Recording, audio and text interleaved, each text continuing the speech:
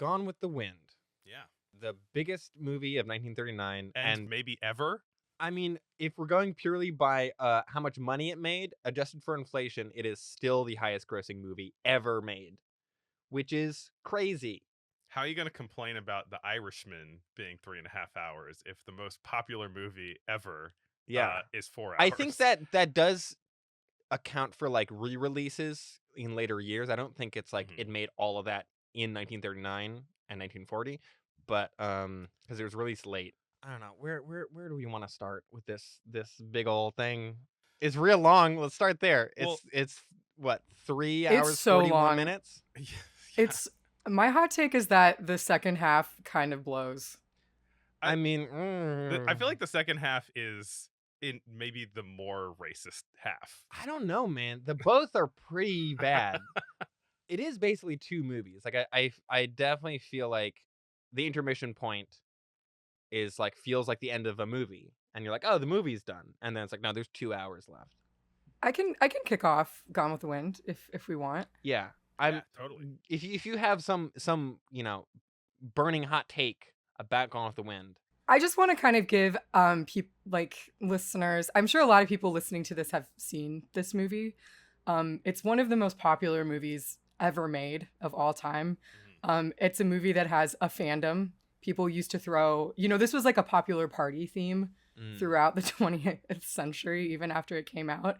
And even if you look in the comments of any trailer or any video, like any YouTube video having to do with Gone with the Wind, people are still to this day just like so fond of it. There's all these, people have like, oh, like I have memories of like watching this with my grandma, or this reminds me of my childhood, or like just it's like such a beloved film.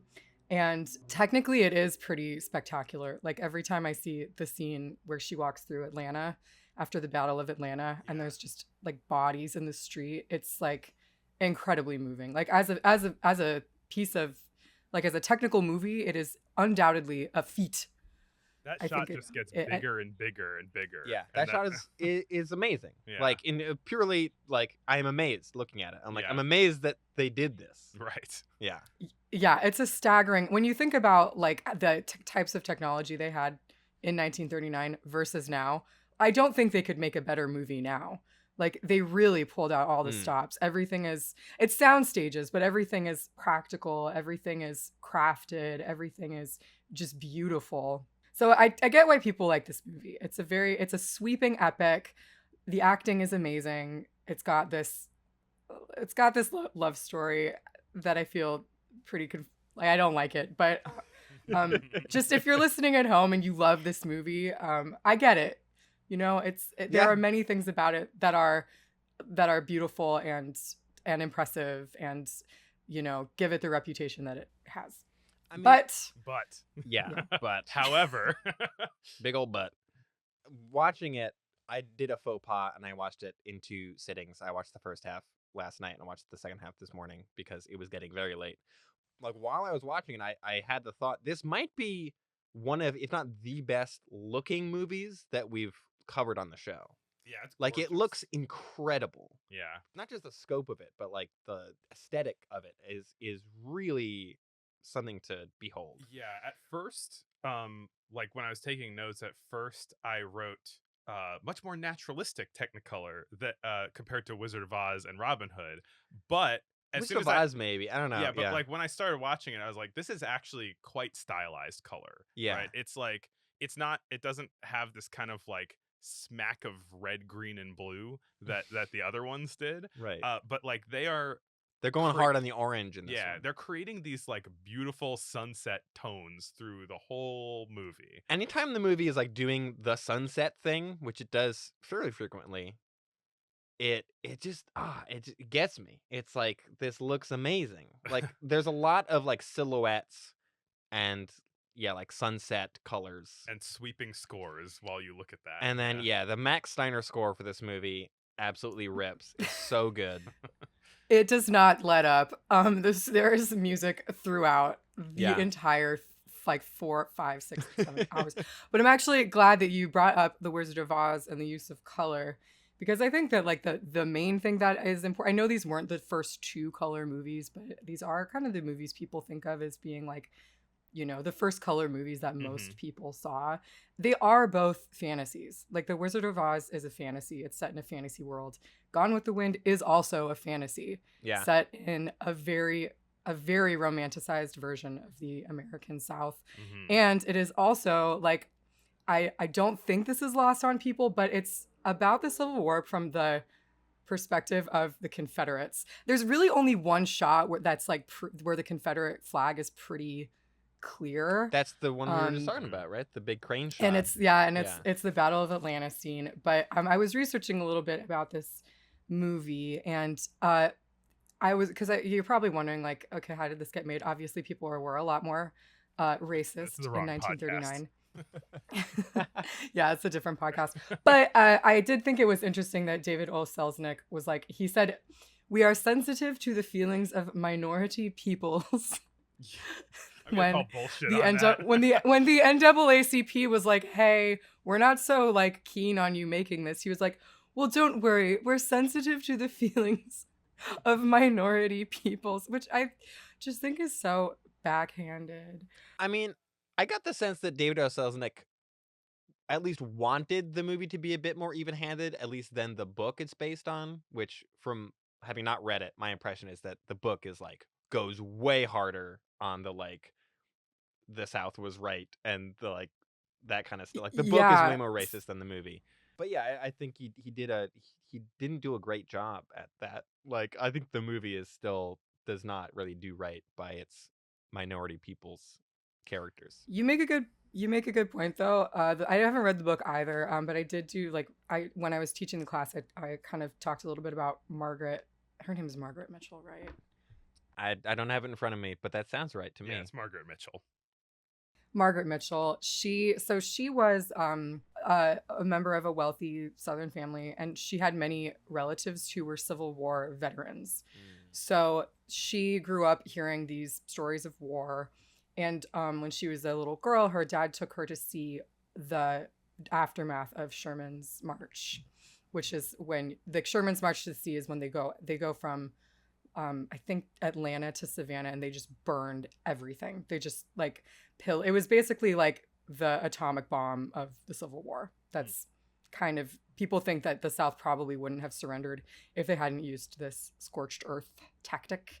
So she was really affected by that. She didn't live through the Civil War, but she grew up around a lot of, I think, like bitterness. One thing I think that the film could have gone in a little harder, and sometimes it's not easy to see these things like when you're so close, because if you think about it, it was made about 80 years after the end of the Civil War.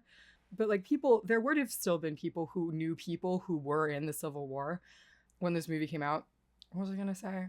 Oh, the carpet bagging. Like after, so the first half of the movie is kind of like the antebellum and the Civil War, and then honestly, the aftermath of the Civil War was really terrible for the South. Like it was like very, I know y'all talked about this, but like what they did to Germany after World War I, it was like extremely unfair financial, demands. They really wanted to punish the losers. They were a lot of people who came in from the North to take advantage of the destroyed infrastructure. But I feel like in the first half of the movie, it's really, it is. And then I also kind of want to talk, like, how do you all feel about that? It's kind of all cased in this like sort of fluffy love story, like in light of everything else going on in the movie.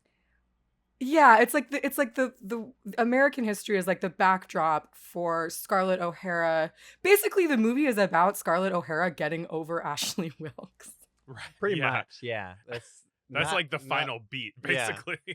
I mean, watching the first half is a lot of like, we're going to the ball and like, oh, who's marrying who, and that kind of. There's a lot like of that. Jane Austen-y kind very of Jane Austen-y, and situation. it's a lot of like pastoral garden parties and like, we're all going to the barbecue, and it's like, to me, I have this sort of thing where it's like you're seeing all this opulence and all this wealth and all of this, sort of like frivolity happening, right? And the movie does never once acknowledge that this is all of this is because these people are slave owners.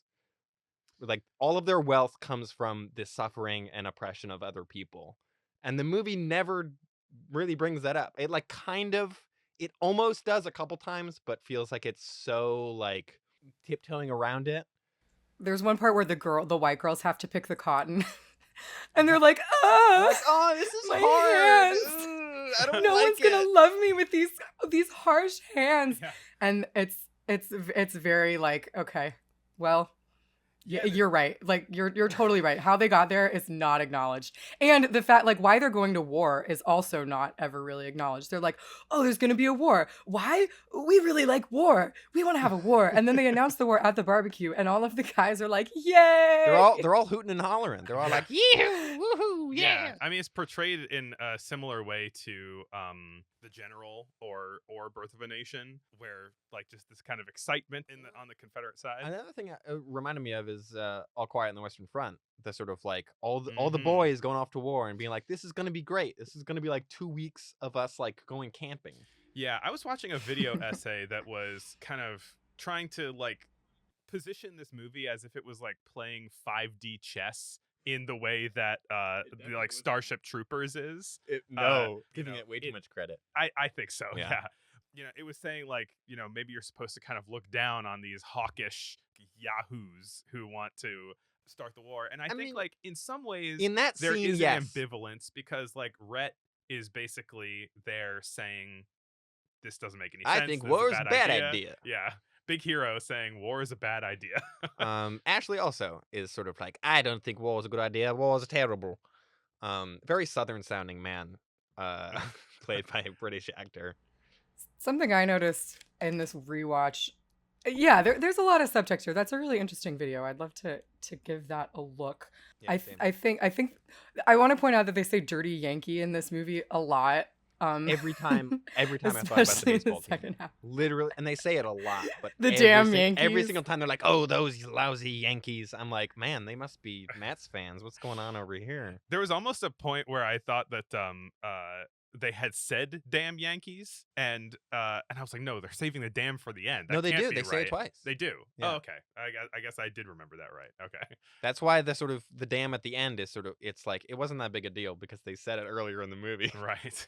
But Chris, I want to go back to what you said about the Rhett versus Ashley, because on second watch, well, this is only the second time I'd watched this movie, was like 20 minutes ago. But I think that the subtext that is a little bit lost is that Ashley represents the old South and Rhett represents the future because he's very business. He's very, individualistic. Honestly, all the characters in this movie, except for Melly, except for the supporting, like Scarlett is awful. Rhett is awful. Ashley Scarlett is is spineless. horrendous in this movie. Scarlett is a straight up narcissist. But at one point in the movie, she says, "I was in love with something that never really existed." Hmm. And she's referring to Ashley, but I in a way think that that's the movie's way of acknowledging that this version of the South never really existed because it was built on the back of chattel slave, like enslaved African Americans and chattel slavery and exploitation. So I think that's kind of like that kind of hit me this time watching it. It was like, oh, maybe it is like a little more self-aware than I gave it credit for at first. It's like maybe it's trying to be a little bit even-handed, but it's definitely more concerned with the romance of, and not like the kind of literal romance, but the romance of the era, rather than these kind of like very light kind of I'll throw you a bone of saying that there was slavery, Yeah. There's one scene, basically the one scene where they acknowledge the wrongness of slavery is when she's so used to having free labor that she starts doing what the movie considers to be obviously ethically questionable usage of prisoners for free labor or cheap labor.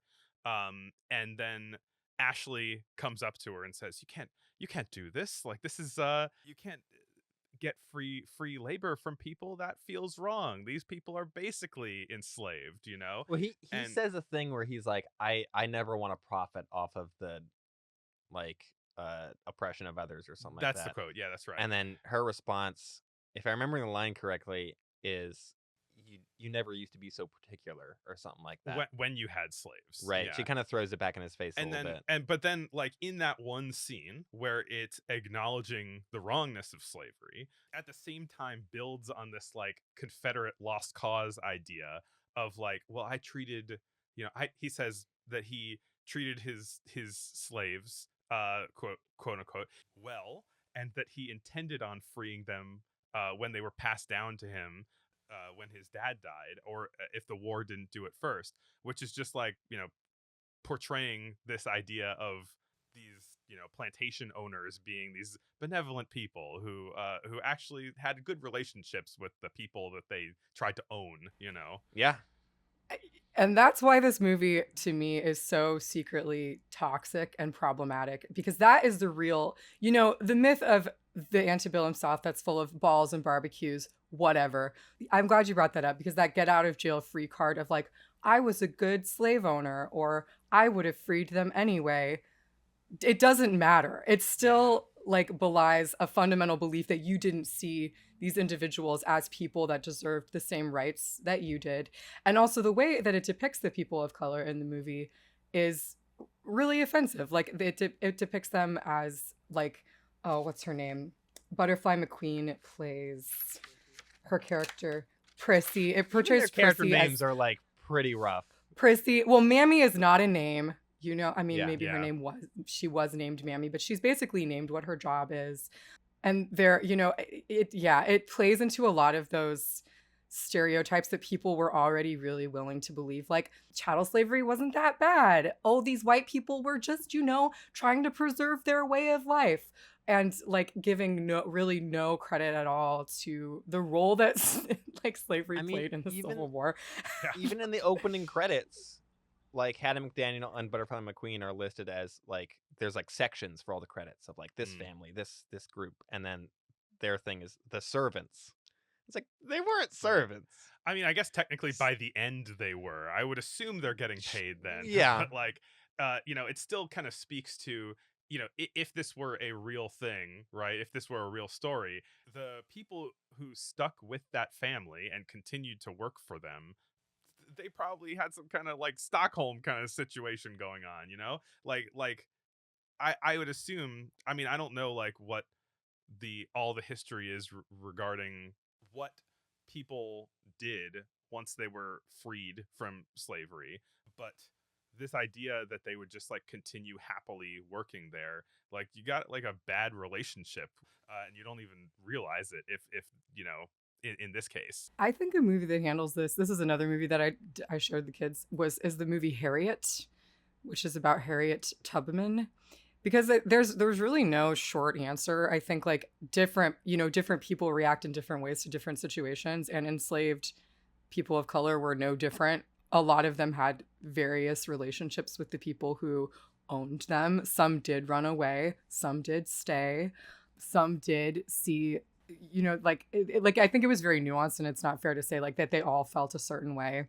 But as far as like them choosing to stay with the family, that was also really interesting to me. At one point they're like, we're house servants. Like, we don't know how to work in the field, which I think was another, it was interesting. It's also interesting that none of them, so much of the movie is like melodramatic, and that it's all about marriages and pregnancies and babies. And the people of color have no auxiliary relationships, no opportunities to have children, none of the things that are afforded to these white people that we're supposed to care so much about. Meanwhile, Scarlett is just running around like saying that she's gonna beat everybody, and she's supposed to be the heroine. Yeah, it's crazy. She is so cruel. Scarlett is incredibly cruel to these people. Like she, to the point that in that scene, Ashley is calling her out about it, like her kind of unnecessary cruelty. Actually, no, it's not that scene. It's her dad. Her dad is telling her like, I don't approve of how mean you're being to them. Basically. Yeah. Well, Scarlett's just a very selfish, cruel person in every scene, really. That was something that really kind of struck me watching. I'd seen this movie before when I was like, I don't know, 11. I'm just like, this is an old movie. Go watch it. Yeah. I definitely got some of the kind of like historical revisionism happening in it back then. But like the thing that really struck me, I think, on this watch is like how terrible of a person Scarlett O'Hara is throughout the whole movie. She like never gets better. She doesn't have a redemption. She doesn't. She starts as like messy, and then she graduates from messy to evil, like villainous. Yeah. Like she does things in this movie that I was like kind of shocked by, just in terms of how incredibly selfish and or cruel she was. Yeah. I want to throw Scarlett a bone. I agree, and I feel bad saying this now because it was so like things were. Is there swearing allowed on this podcast? Oh Yes. fuck yeah, there's swearing. Things were We so can- shit for women for so long. Like they were shit in the 1800s. They were shit in 1939 when this movie came out. It was probably very empowering to see a character like Scarlett like going after what she wanted and, you know, telling men that she didn't need them. It was like I want to like acknowledge that this like in a certain time would have been an empowering female character perhaps, but you just can't excuse like, yeah, she's so and she really doesn't change. Like I said, this isn't a story that's about like a girl learning to let go of the past and to evolve and change and like go with the times. It's about a girl who is like desperately clinging to something. She's clinging to it no matter what. Like even at the end of the movie, she loses Rhett, who, you know, was kind of trying to get her to like wake up and join the future.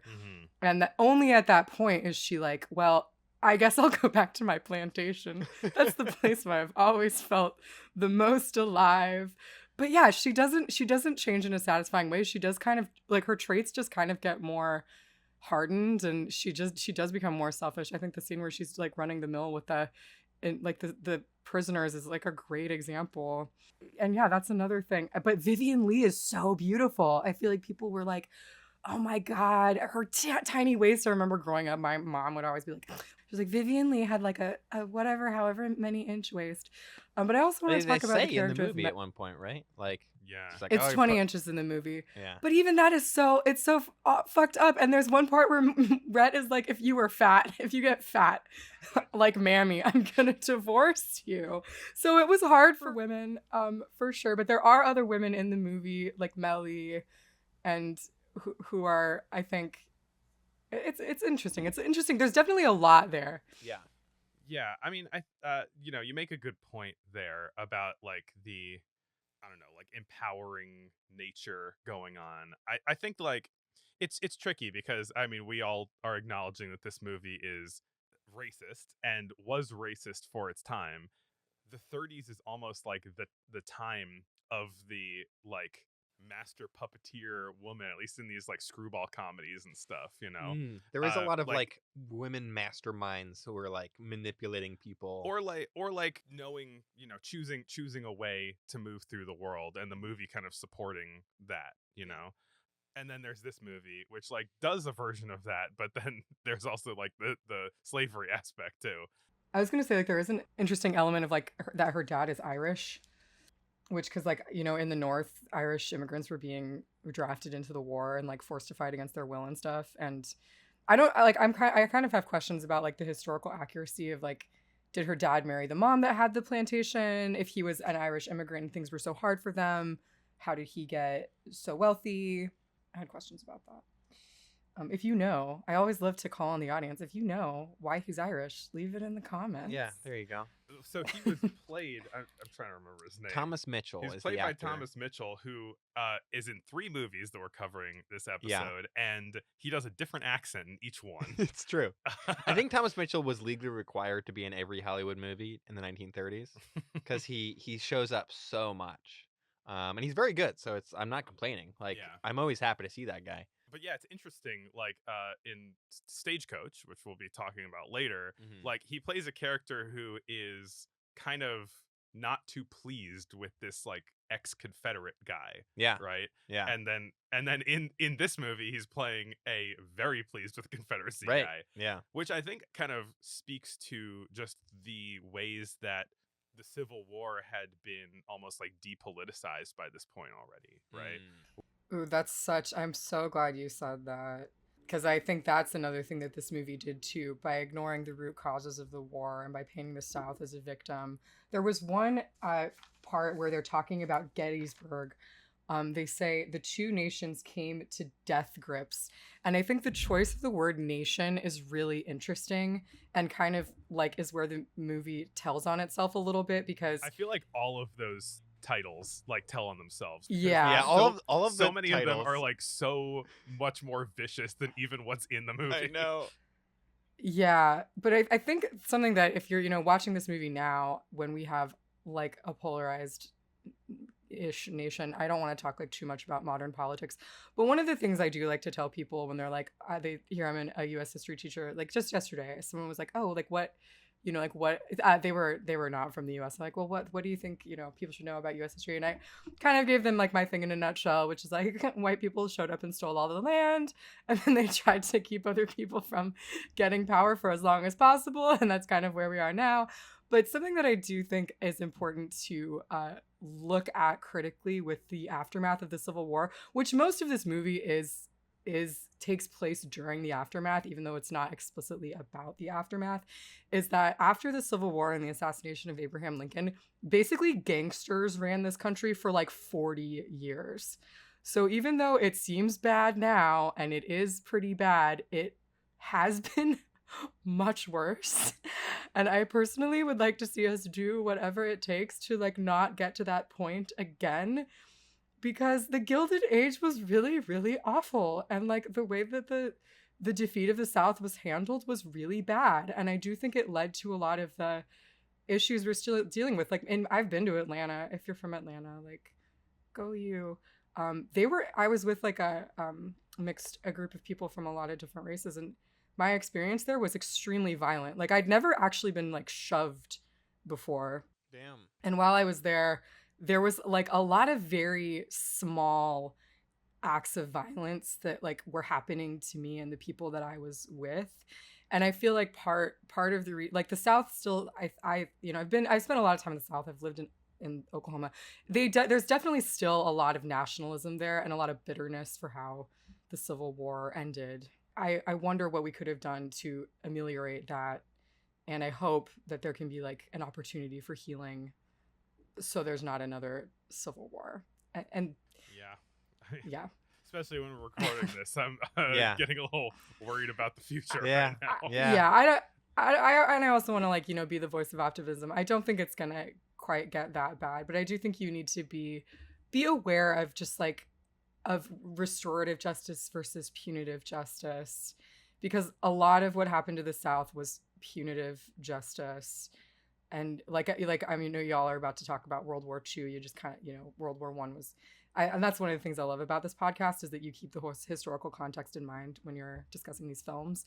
And just like this idea of punishing the loser, that's one of the things this movie does show, that I am sort of like, oh, maybe that's not the best way to like come out of a war. I don't know. Maybe there's a better way. Anyway. Another thing that kind of struck me watching this is, right, like the impact this movie had. It was like it was so popular, it made so much money, like everyone saw it. It was like this huge deal. And I couldn't help but be reminded of another movie that we watched for the show that was is shockingly similar to this one in like its plot structure, and The Birth of a Nation is what I'm getting at. It's like these two movies that were like sort of incredibly popular, like, I mean, Birth of a Nation is like pre-Hollywood, but yeah, like decade-defining blockbusters, right? Like made so much money and were so popular, and people just like went to over and over and over and over again. And they're both these like very sort of like romanticized revisionist history depictions of like the Civil War and Reconstruction, and they're both very sympathetic towards the Confederacy. Yeah, I mean, Nat, you brought up that like the author of the book was related to Confederate soldiers, and like that was sort of D.W. Griffith's motivation in making Birth of a Nation and the other Civil War stuff that he did. Yeah. Was because his dad, I think, was a colonel in Something like that, in the Confederate Army, and so he grew up with all these stories about his dad, and I think he was born shortly after the war, and so he was trying to kind of make this thing that was like valorizing like the generation right before him. But it makes me wonder just like how much of the like still current, because we talked a lot on our 1915 episode about like the cultural impact of The Birth of a Nation and how it was almost entirely, it was like all negative. It was like this made the country worse. Yes. This movie existing. And while I don't want to be so harsh as to say that like Gone with the Wind made the country worse, I wonder how much its popularity and its influence on films and American culture has sort of at least fed into that idea you're talking of like the bitterness and the like the feeling of kind of I don't know, that sort of like myth of like the old South and that kind of thing. Like It seems to me like it kind of contributed to something that was already there. yeah. Ignorance. It made the country more ignorant Mm. because, like I said, it's a fantasy. Yeah. It's a romanticized, idealized version of the South. And I love that you brought up Birth of a Nation because even though these are films that are being made by corporations and Hollywood studios, to some extent, every movie is sort of like propaganda. And that's why I care so much about movies, Mm. because the people who see them get ideas. And, you know, every movie you see, even if you hate it, becomes a part of you. And this movie became a part of so many people for so Right. many years. And people made the comparison when Gone with the Wind came out. Hmm. There were like historians and like artists and people that were like sort of Birth of a Nation is like directly about racism or about like the Klan. Right. At least Birth of Whereas- a Nation is a lot more like didactically just like the Ku Klux Klan is good Yeah. and you should support it. But it's like there was one quote, I forgot who it was from, but it was like that movie is a frontal attack, and then Gone with the Wind is a sort of like subtler like rear Yeah, attack. yeah, I don't yeah. know. Yeah, I it's think that much holds subtler, some- and it's holds some weight. Also, I think I found out. So there's a scene in this movie where Scarlett is attacked while she's riding through the woods, Mhm. and then her current husband, Which one was it? Was it Frank? her second husband Frank, the guy with the mutton chops, and Ashley, and presumably some other people like ride out to like go get him. And I was like, oh, so they're the Klan. They're Or Klansmen. lynching. they were a Yeah. lynch mob. That was a lynch mob. Yeah, Yeah, and it's that like was I was able to kind of like read between the lines a little bit. Apparently, in the book, that is like very explicit. Like, no, they are in the Klan. Like that's what happened there. Oh, wow. And the movie is like Whoa. very like is sort of like no, like don't look over here, And I think even that is like, I think that was sort of David O. Selznick's whole approach was sort of like, no, we're gonna kind of sanitize it. It's gonna kind of like sand the edges off. And I think that's still pretty insidious because it like In a different way, yeah. it creates this like romantic fantasy, which is like not remotely accurate. Yeah, I was just hanging out with previous guest of the show, Marco, earlier today, and he was just PA on a Catherine Bigelow movie that's Mhm. coming up, and I was just like, you think Catherine Bigelow like her movies make the world a worse place, just with like the kind of like valorizing of like U.S. imperialism and all this like kind of uncritical stuff. I think I don't Near think it's, Dark's like- pretty fun. Yeah, I don't know. I mean, but it's like, I think. No, that was a joke. That was me completely dodging the question. Okay. Yeah.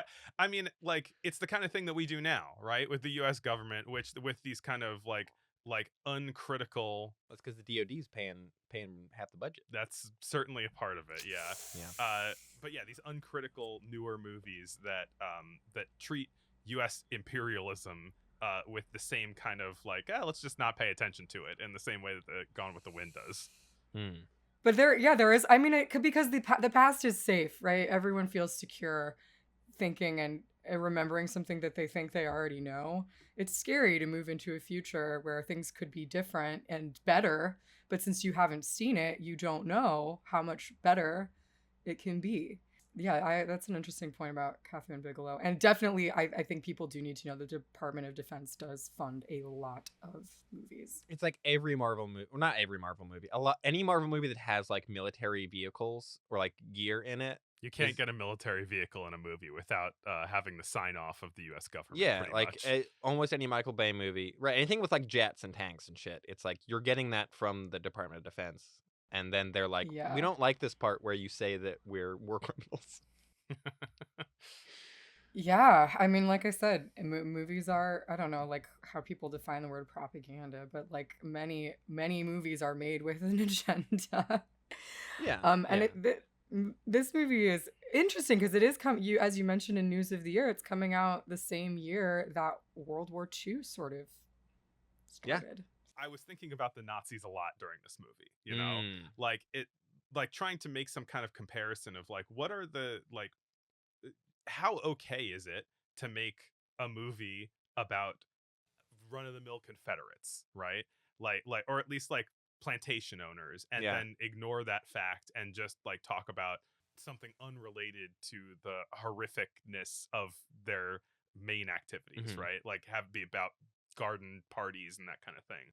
If it were a movie about Nazis, right? If it were a movie about like a regular Nazi and it wasn't trying to grapple with what the Nazis did and instead was just there in the background like it is in Gone with the Wind, Especially if would we call that acceptable? if it was made in Germany, you'd get like arrested. They'd be so pissed. Like Germany has such a sort of like, I mean, I don't know if it's still true, but like swastikas are like banned in any like Yeah. movie, not any movie I think, but definitely any video game. Like you can't like I think like Wolfenstein games weren't released there for years and years because of that. Whoa. Not even don't bring that up, but they're like anything that could be even remotely construed as like As like pro a Nazi, they're like revival. cut that shit out. Yeah. And it's kind of weird sometimes when it's you see people walking around in like Confederate flag T-shirts here, and you're like, is that okay? I don't know. I don't feel good about this. Yeah. It is pretty wild that this movie, which is about the Confederacy, is more careful about showing the Confederate flag than Mm, many yeah. videos you'll see Yeah. today. Then the Dukes of Hazzard, right? Right. Yeah. Yeah. Just like the poor handling of that nationalism just kind of festered into this bitterness. The other thing that I was gonna say was I think it when you were talking about like this movie coming out before, at a time when America is supposed to be sort of unifying, I was really shocked by how much they vilified the Union. Like Yeah. by saying Yeah. like the damn Yankees and all of these shots of the Union, the carpetbaggers, the Union soldiers, they're like these drooling, festering, horrible, disgusting, Which is short in so many men. movies. Like it's in The General, a comedy. Well, it's not. The General is more like an action movie than a comedy. But like The General is like from the Confederate perspective, Yeah. and it's like the same thing where they're these like, oh, those nasty old Yankees, they're all bad. And it's like that movie The General isn't that bad. Most of the D.W. Griffith stuff is a lot worse. Yeah, that's another thing I just noticed in early film that pops up a lot I that mean, surprises me. it speaks to the mindset, the kind of subtle mindset of the people making the movie, right? Like Yeah. if you were trying to have any kind of even-handedness, you wouldn't make the Union soldiers into cartoon like beasts, Mm. This is just strictly from a Confederate perspective, and it's from not just a Confederate perspective, but a Confederate perspective of someone who is experiencing great personal loss and at the result as a result of the Union actions, right? She like hates that the Civil War happened and that the Union won because it caused her to lose her quote unquote property and her livelihood. And like the big crescendo is almost like I'm gonna get my revenge in the before the intermission. Mm. I don't know if that's necessarily the. I don't know if she's like, I'm gonna get revenge, but yeah. One of the reasons I think this movie maybe should have ended there is because the first half does a really good job at showing how horrible war is. Yeah. And one of the things I did when I was in schools, like I actually taught under another teacher who was really good at this and taught like 8th grade social studies, which is also US history, is that you really want to try everything before you have a war. Like a lot of politics is just how not to have a war Mm-hmm. because Yeah. war sucks. And I think this movie does do a really good job at showing how much war sucks and like how foolish these boys were for wanting a war. war is bad. But then when Mhm. you see her coming out of it with like Rhett is just like comically wealthy. He has money from like he has magic money. She's Yeah. living in this mansion. She has twice as much as she did before the war. I feel like I don't know that like the second half of the movie lost me a little bit. I was like, now it's just a soap opera, you know?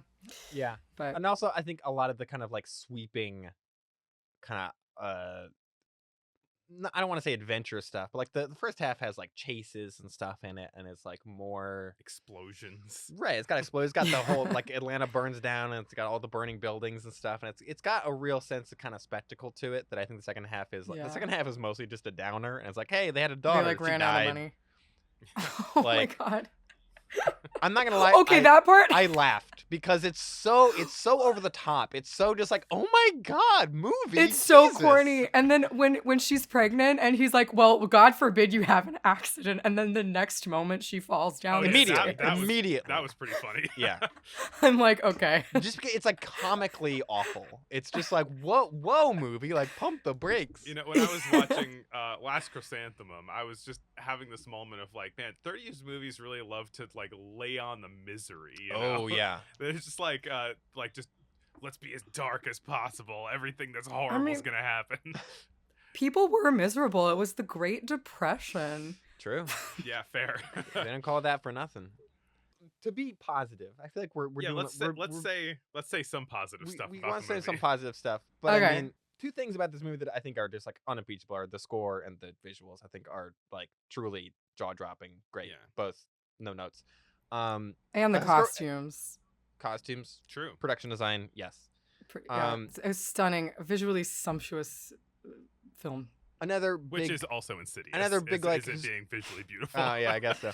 Another big is like historical pin in this movie's cap. Is that a thing people say? I don't know. Is that Hattie McDaniel became the first African American person to win an Oscar Mhm. in any category for this movie. And it's It does best feel like we supporting. should bring that up. And Best then, supporting by the way, actress, yeah. another African American woman wouldn't win an Oscar until 2016, I Crazy think. Sorry, 2000. It was Halle Berry that was in for 2016 acting, right? for acting, and Is- that's is- also or just overall. I don't know. well, I think. Okay, now people are they're gonna jump on their Googles and be Well, like, 'cause this podcast is full They of like they idiots." don't tell. I don't peop- wanna they get don't this tell wrong. people, like It's who okay. wins. 2001. It's okay. Nobody. Monsters listens to Ball us. was Nobody's 2001. jumping I on think Google. I Okay. think Training Day. I think Training Day was earlier. I think Sidney Poitier won. Yeah. Did he ever win an Oscar? I thought so. But yeah, we shouldn't gloss over Hattie McDaniel, who plays Mammy in the film, won Who's the Oscar. it's the thing, right? And- where like I think her character isn't well written. Like I don't like that character has a lot of like really kind of like stereotypical kind of racist tropes like built into it. Yeah. But I Her do think name is a racist trope. right, exactly. But I do think that especially there's like a scene I think right after the daughter dies where she's talking to she's not talking to Scarlett, she's talking to somebody else. Is it but Melly? it's like She talks to Rhett and she talks to Melly. She kind of gives the monologue of like, this is what's happened in the movie so far. right. But she's like speaking through tears.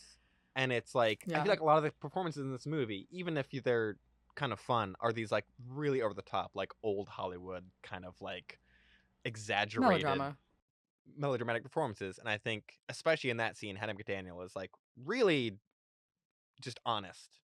And I was like, oh yeah, this I see why she won an Oscar for this in like just in this scene.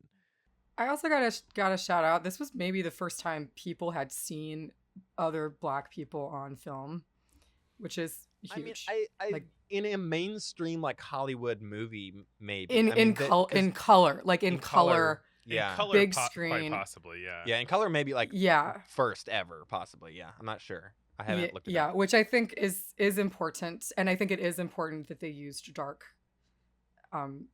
Black actors. Probably they didn't think about that, but yeah, representation matters.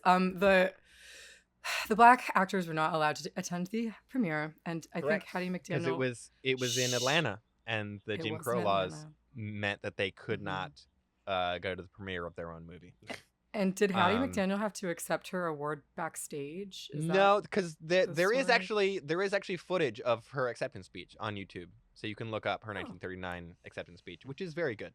It's very heartfelt and moving and a little weepy, but she couldn't sit with the rest of the cast at the Oh, Oscar that ceremony. was what She it had to was. sit at her own table, like off in the corner. Makes you Which is wonder, crazy like, because that was California. That Yeah. happened in California. That Yeah. there was no precedent for like Jim Crow. There's no. It's not called the Jim Crow California. But apparently, Clark Gable was sort of like very supportive of like he found out that there was like segregated bathrooms, I think, on set, and he was like, "Cut that shit out. I'm walking unless like we change this." I don't know if that's true, Hmm. but it's a how story, principled, how right? principled when you're you're in this movie. Right. Yeah. And I think he also like almost protested the premiere or something like that, but then didn't. Hmm. But there were at least stories that he was like, you know, trying to be supportive on set. So I good think for that him, I shows guess. people knew it was wrong at the time. Yeah. Yeah. Like there was like some semblance of a conscience during the making of this film, but yeah, money is money. Yeah. Yeah. Two very quick observations that I had that I wanted to throw in before we Yeah. wrap up. One is that this is our second Clark Gable movie. We did It Happen One Night, True. and he is He doesn't eat any carrots in this one. he's a fantastic shit eater in Oh both my god, movies, you one know? of the best. Yeah.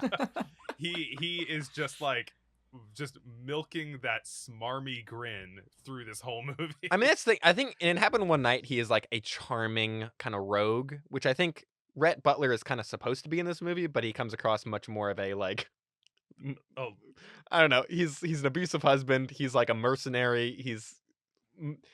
Rhett Butler is a much less likable character, I think, than the guy from It Happened One Night. Despite Clark Gable's cheruby cheeks. Chris, I think that's so funny you brought that up because literally, like something I googled was like Clark Gable grinning like an idiot, and then I And it's found just this article. 1,000 pictures. Well, no, and then I found this article that says the headline is Clark Gable was handsome but dumb, fellow old Hollywood star said. And then the actor was John Wayne. Apparently, John Wayne thought that Clark Gable Wow. was a good-looking idiot, which I just Handsome thought but was dumb. kind of. I thought that was kind of funny. That is very funny. Speaking of Clark Gable, frankly, my dear, I don't give a damn, right? True, we Like, haven't even talked about that. It's Yeah. like the most famous part of the whole movie. That part's fucked up. It is. Yeah, I was like, oh, yeah, this is like kind of a rough scene. Like I had seen that line and like it's in every movie montage. Or I was whatever. like waiting for it through the whole movie, and I was Yeah. like, oh man, like this. It's like the last thing harsh. his character does, and it's like, mean, that's yikes. That's the other thing that I think is like why the actors really sold this movie because yeah, he's so handsome, he's got such a charming grin, and he is like actually a rapist. Yeah. He's bad. He's a bad Which, guy. again, is like But because glossed he's- over in the movie so much, but Since he's so good looking and charming and he's so he's like cast as the hero, you're like, oh my god, what an iconic line. Female abuse. So romantic. Yeah. Well, so Gone with the Wind was directed by Victor Fleming, amongst other people, amongst and yeah, because it was originally going to be directed by George Cukor, Mhm. who was fired. inventor of the Kukor clock. I don't think we've watched any of his films yet, but we might in coming episodes because he had a bunch of stuff in the 40s. But he was, I believe, fired by David O. Selznick. David O. Selznick Mhm. seems like kind of the auteur of Gone with the Wind more than anyone else. He was really kind of running the show. A Kevin Feige kind of figure. Right, exactly. But so then George Cukor was, I think he shot for like 2 weeks, something like that, and then was replaced by Victor Fleming, who was already shooting another movie, Wizard of Oz. Yes. Which he was also like the fourth director Right, on. or which he something. also was replacing someone else on who had gotten fired and had like shot 2 weeks of.